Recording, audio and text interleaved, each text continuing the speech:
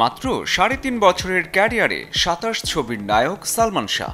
এত অল্প সময়ে সালমান শাহ ফ্যাশন নিয়ে যা করেছেন, ঢাকায় চলচ্চিত্রে কোনো নায়ক তা এখনও করতে পারেননি। ফ্যাশনে সময়কে টেক্কা দেয়া নায়ক ছিলেন সালমান শাহ। তার স্টাইল আজও যেমন অনুসরণীয়, তেমনি অনুকরণীয় রূপালী পর্দার তারকাদের কাছে।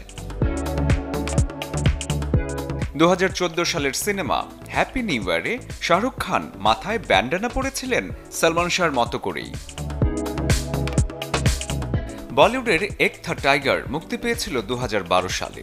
নায়ক সালমান খান গলায় যে রুমাল ঝুলিয়েছিলেন, এই স্টাইল ১৯৯৫ সালেই সালমান শাহ করেছিলেন। তার ভক্তদের দাবি, তাদের প্রিয় নায়ককে ফলো করেন খান সাহেব।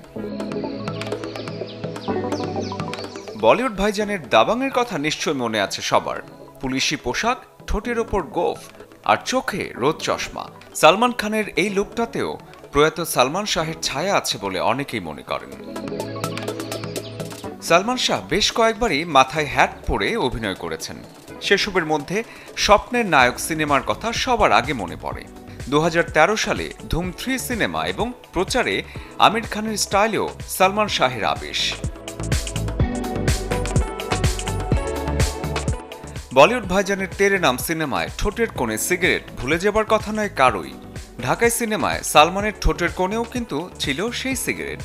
তেরে নামের সেই লুক সালমান শাহর স্টাইলই করা বলে ভাবেন ভক্তরা।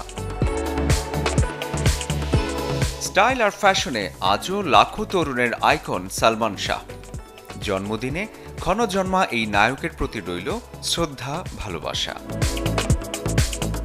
শরীফুল হক, চ্যানেল 24।